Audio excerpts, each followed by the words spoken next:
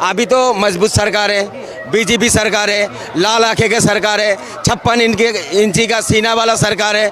मगर 7 दिन से हमारा एक सेना, बीएसएफ का सेना पाकिस्तान में पकड़ा गया, उसको तो अभी तक ला नहीं सका इन लोग ने। फिर सेना को पावर कैसे दे रहे हो आप? मैं तो कहता हूँ सेना को पावर होना चाहिए, मगर राजनीति से दूर रखा जाए सेना को, तभी हमारा देश में मजबूत होगा सेना।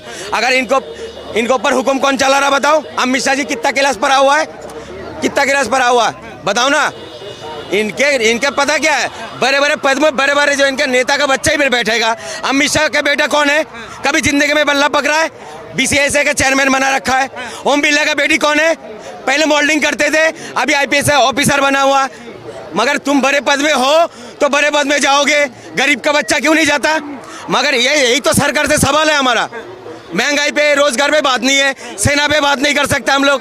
सेना को कमजोर कौन कर रहा है? नेता लोग कर रहा है, नेता काम कर रहा है। देखिए भैया कह रहे हैं कि भैया नेता के बच्चे जो है आईपीएस बने, बीसीसीआई के अध्यक्ष बने, और गरीब के बच्चे क्या इधर उधर ही भटके। राजीव खेल रत्न का नाम सुना है? राजीव गांधी खेल रत्न, कौन सा खेल खेले थे राजीव गांधी जो रत्न बांट रहे थे ये खेलों का? दूसरी चीज ये जो कह रहे हैं ना, वो शरद पवार कितने छक्के मारे थे पाकिस्तान या किसी मैच में, और ये अमित शुक्ला 25 साल बैठा रहा, कभी बल्ला नहीं देखा उसने, ना ग्राउंड देखा, ग्राउंड में बाहर से देखा होगा, अंदर नहीं गया, वो बैठा रहा। तो वो किसका बेटा था किसका नहीं था, ये मुल्ला जी को खैर उससे लेना देना नहीं, ये कुछ और बताने लगेंगे फिर, और आप भी उनको सुन रहे हो। पहली दूसरी चीज क्या पूछा है? वो सेना को सेना को वो कर लिया। तो भैया सेना को एक अगर सैनिक पकड़ लिया, सेना आप कह रहे हैं एक सैनिक को पकड़ लिया तो बहुत, एक सैनिक पहले भी पकड़ा था, पतलून गिली हो गई थी आधे घंटे में, और पता लगा कि भाई इज्जत छोड़ दिया। तो वही कह रहा हूँ ना कि ये तो भैया हर दरवाजे पे जा जाके रसिया भी गए, हर दरवाजे भैया रुकवा दो मोदी को, हाथ जोड़ के विनती है। तो भाई साहब क्यों जोड़ रहे हैं, किस वजह से जोड़ रहे हैं? आज तुम कह रहे हो कि 7 दिन से पड़ा है, 3 दिन से पाकिस्तान का एक बीएसएफ का जवान, उनका भी बॉर्डर का इंडिया की फौज ने पकड़ा हुआ है, उसको क्यों नहीं ले जाता पाकिस्तान? झूठ बोल लो तुम, झूठ। आप ही पेपर आज ही का पेपर लेके आऊं क्या? आज ही को वापस ले लें ये जो पाकिस्तानियों को, भारत टाइम पेपर। रुक जाओ एक सेकंड। पाकिस्तानी जो बॉर्डर पे बैठे हैं, जो दरवाजा बंद कर रखा है, जो 20 साल से घुस के पाकिस्तान का पासपोर्ट लेके बैठे थे, उनको पाकिस्तान वापस ले ले। मुल्ला जी को बोलेंगे क्या कि पाकिस्तान अपने नागरिकों को सही सलामत वापस ले? अगर कांग्रेस नालायक था पहले, उनको हटा दिया। भाई तुम नालायक क्यों बन रहे हो? नहीं दिया। तुम क्यों बन रहे हो? अभी तुमने बताया तुमने इसके चेयरमैन उसके चेयरमैन, मैंने गलत बोल दिया। अरे अगर तुम्हारा बाप चोर था, तुम्हारे बच्चों को भी चोर बनाओगे क्या? हाँ, जो गलती कांग्रेस करे हम क्यों करें? हम नहीं करेंगे तो उस पर तुम में क्या फर्क रहेगा? इसका मतलब क्या है? कुत्ते ने अगर किसी को काट लिया तो कुत्ते को भी काट दो, इसका मतलब ये हुआ। देखिए तो इसीलिए तो अब सरकार कह रही है कि जातीय जनगणना होना बेहद जरूरी होना चाहिए। मैं भी कह रहा हूँ होना चाहिए, ये समय नहीं है होने का। अच्छा, इस समय हो भी नहीं रहा, हो भी नहीं रहा इस समय। 1, 1.5, 2 साल 4 साल लग सकता। अभी अनाउंसमेंट हुआ, अभी उसमें बात हुई है। ये मुल्ला जी चले हुए हैं आरएसएस का जो 100 साल का मेहनत था ना, 100 साल का मेहनत था, मोदी जी ने फेल कर दी जाति जनगणना करके। अरे मोदी जी को जनता कुछ नहीं बोले, आरएसएस का आदमी कोस कोस के मार देगा मोदी जी को। मतलब ऐसा क्यों? 100 साल से चाह रहे थे ना हो, जाति विवाद में बटा रहे, मगर मोदी जी ने पानी फेर दिया। फिर आपको मैं टोकूं, इसका जवाब तो ले लो। ये सिर्फ एक धर्म के लिए है? अच्छा, दलितों को पर कौन अत्याचार करता? कोई दलित पर चलेगा? नहीं, सवाल अलग है, सवाल मुल्ला जी अलग है। सवाल ये है कि जातीय जनगणना जो होगी, पहली बार हो रहा है, पहली बार हो रहा है, ये बताएं पहली बार। 1 मिनट जवाब ले लो, पहली बार हो रहा है ना? जवाब नहीं लिया मुझसे, बात होना होता है। आप जवाब ले लो पहले। जाति जनगणना होना चाहिए, ठीक है, मना कर रहे थे। एक धर्म का होना चाहिए, सबके लिए होना चाहिए, सबको एक इंसाफ मिलना चाहिए, एक कानून होना चाहिए।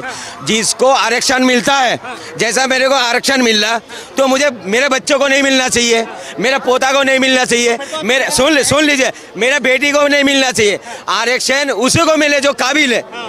जो आपने तो क्या देश के अंदर जो है यूसीसी को लागू कर देना चाहिए? करो, क्या दिक्कत है सर? मैं कह रहा हूँ सरकार कानून बनाए, लोगों को समझ में आना चाहिए, कानून ऐसा बनाओ। मगर आपने क्या करा? अग्निवीर कानून बनाया आपने, सेना को समझ में नहीं आ रहा समझ में। आपने क्या करा? किसान बिल लाया, किसान को समझ में नहीं आ रहा। आपने वक्फ बोर्ड के कानून लाया, मुस्लिम को समझ में नहीं आ रहा।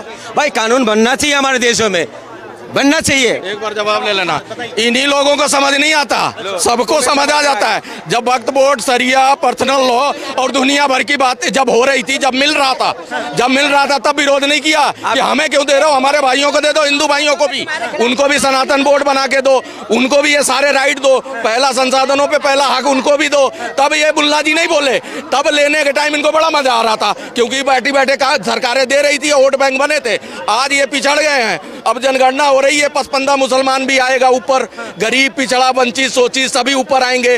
अब इनके पेट में फिर दर्द होगा, ये फिर समझ नहीं आएगा। इनको देश में कुछ नहीं समझ आता, इनको देश में स्लीपर सेल जो रह रहे हैं उनको निकालने के लिए सरकार काम कर रही, वो भी नहीं समझ आ रहा है, सेना समझ नहीं आ रही है। मुल्ला जी कह रहे हैं, अरे एक मिनट चाचा यार, आप क्या सुनूंगा क्या? इनका नहीं सुन रहा हूँ मैं जब बात करते हो। समझ में आता है कि इनके खिलाफ कोई कानून नहीं बना। किसके खिलाफ? इनके खिलाफ कोई कानून नहीं बना। हाँ, इनका कानून इनके लिए अलग है। क्या मोदी जी पैर पकड़ लो तुम्हारे, क्या रोटी ना मिला है? इनके खिलाफ मतलब ये तो मुद्दे से ही आप अलग ले गए। ये बताइए, एक मिनट, मुल्ला जी का सवाल ये था, इन्होंने साफ तौर पे कहा कि जो व्यक्ति पिछड़े से बाहर निकल चुका है, यानी गरीबी रेखा से बाहर आ चुका है, उसका जो है आरक्षण कम कर दो, चाहे वो दलित हो, ब्राह्मण हो, बनिया हो, या फिर मुसलमान हो, या फिर सिख हो, कोई भी हो। वो साफ तौर पे कह रहे, वो तो समर्थन में। तो मैं तो कह रहा हूँ कि जिनके घर में है आरक्षण लेके, मुसलमानों का भी कैंसिल हो जाना चाहिए, होना चाहिए। मैंने बोला, क्या बोला, जो उस लायक नहीं है, जो लायक है इसका आरक्षण का, उनको दिया जाए। जो आरक्षण का लायक नहीं उसको मत दो। कोई भी ये पैमाना कैसे सिद्ध होगा जब तक जनगणना नहीं होगी, कौन सी तबका ऊपर आ गया है और किसको जरूरत है। आज कुशवाहा समाज है, यूपी में अपर कास्ट में है, बिहार में पिछड़े कास्ट में है, जो ये घालमेल है, खिचड़ी है, इसके लिए समझाया जा रहा है कि भैया जनगणना जरूरी है। और जनगणना 10 साल बाद हो रही, 100 साल से जनगणना नहीं करा, अंग्रेजों ने भी कराई थी, सरकारों ने भी कराई है। पर सीमंत का समझते हो, पर सीमंत के लिए 10 साल में होना 4 साल लेट है, लेकिन मुल्ला जी को उससे कोई लेना देना नहीं। दूसरी चीज, नहीं, ये कह रहे हैं ना आरक्षण जिसको कैसे पैमाना तय होगा। एक घर में 4 लोग सरकारी नौकरी आरक्षण के तहत कर रहे हैं, अब उनको छोड़े और जो उनमें गरीब तबका, उनके लिए ये डिफाइन हो रहा है, तो उनको चिन्हित करके उनको लाभ पहुंचाया जाएगा। मैंने तो वही बोला हूँ, जैसा आपको आरक्षण मिल रहा है, ठीक है, आपका बेटा को नहीं मिलना चाहिए, उसकी बेटा को नहीं मिलना चाहिए। रहा था ना पहले, मैं भी तो ही कह रहा हूँ, उसको नहीं मिलना, जो काबिल है उसको मिलना चाहिए, किसी के धर्म का भी हो। मैं तो बोल तो रहा हूँ। एक आखिरी सवाल लूंगा, एक आखिरी सवाल। साफ तौर पे विपक्ष का आरोप है कि भाई जिस वक्त में जो है पाकिस्तान को मुंहतोड़ जवाब देना चाहिए, उस वक्त में जो है प्रधानमंत्री जातीय जनगणना क्यों करवा? देखिए, जातीय जनगणना कराएंगे वो जब कराना होगा। यहाँ पे जो चर्चाएं चल रही थी ना, जो बकैतियाँ चल रही थी, जो पत्रकार या एसी कमरों में बैठ के अरे बेकार की बकैती, वो कर देना, पूरा चर्चा का विषय यही सारा काम छोड़ के अच्छा करा, एक डिबेट का मुद्दा दे दिया, तुम इसमें लेके लॉलीपॉप खेलते रहो, टॉफी पकड़ा दी है, अब वो टॉफी चूसते रहो और बैठे रहो, मुंह बंद रखो।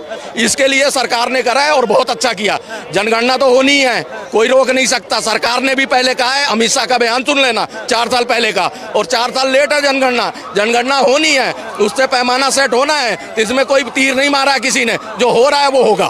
तो वो तुम्हारा वो आवाज कहाँ चला गया, वो नारा कहाँ चला गया? बटोगे तो कटोगे, वो नारा जो था फेमस वाला नारा, बाबा जी ने जो लगाया था, मोदी जी ने तो तमाचा मार दिया उनके मुंह पे, जब बटोगे तो कटोगे। एक सेकंड, इन्होंने कहा ना मुसलमानों के फिरके में भी होगा जनगणना, सबका होगा। अगर किसी के साथ भेदभाव नहीं हो रहा, सबका हो रहा है, तो बटोगे कटोगे का नारा ही नहीं लेना देना भैया, सब करा रहे हैं। अगर मान लो बहुत फेमस था ये नारा, तो बहुत फेमस था। इस बात से बात सुनिए सर, मैं क्या कहना चाह रहा हूँ, बट भी रहा है इन लोग और काट भी रहे इन लोग, और क्या कर रहा है? विरोध कौन कर रहा था पहले, बताओ? भाई कह रहे कि भाई योगी जी कहते हैं कि एक तरफ जो बटोगे तो कटोगे हिंदुओं के लिए कहा था, तो आखिर जो है उसे हिंदुओं को बांटने की राजनीति। जी, ये बटोगे कटोगे ना, सबके लिए बोला था। अब ये जो दिमाग से चटे हुए हैं, सुन लो, चटे हुए हैं, और जो नेता ने बताया कि ये समुदाय के लिए बोला, एक रहोगे तो नेक रहोगे, यही बोला था ना। आपने उसको जिस परवेश में लिया, आपकी विचारधारा वैसी थी, अगर आप नहीं समझ पाए। अच्छा, हिंदू के लिए बोला, हिंदू के लिए चीट भी इनका और पट भी इनका। मोदी जी ने क्या कहा? मीठा मीठा मीठा जिन्हें नहीं कहा था एक है तो सेफ है। मैं भी तो ही कह रहा हूँ सर। तो बाबा जी ने बोला था बटोगे तो कटोगे, किसके लिए बोल रहा था? अरे थूक के चाटने वाले हो। देश से लड़ाई का जो चल रहा है, एक हो तो सेफ हो, मतलब एक रहोगे तभी किसी को मुंह तोड़ जवाब दोगे। आप नहीं बोला। एजुकेशन नहीं लेना, क्यों नहीं बोला? क्योंकि अनपढ़ रखा है तो उनको भड़काना भी आसान है, इसलिए तो तादाद बढ़ा के अनपढ़ किया गया है। तुम कौन सी पढ़ लिख के तुमने कौन सी सीएम बन गया? तुम कौन सी सीएम बन गया बताओ? बहुत बहुत धन्यवाद तमाम जानकारी के लिए। तो ये जो है आम जनता की राय, आम जनता की बातें। बहरहाल इसे लेकर आपकी क्या राय है, अपनी राय जरूर बताएं। फिलहाल के लिए इतना ही। ऐसे तमाम खबरों के लिए देखते रहे वो न्यूज़।